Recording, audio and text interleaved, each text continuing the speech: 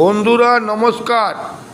28শে December তো অবশ্যই আমাদের সিম্পল রান্না হচ্ছে। তো ভবেশ ভাইকে আমাদের এই সিম্পল রান্নার বিনিময়ে একটা লাইভ কমেন্ট শেয়ার অবশ্যই করবেন।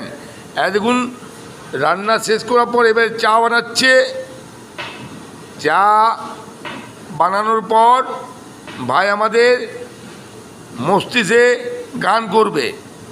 ঠিক আছে বন্ধুরা, তো অবশ্যই আমাদের ভবেশ ভাইকে এই সবজির নাম হচ্ছে আলু বাঁধাকপি সবজি। বন্ধুরা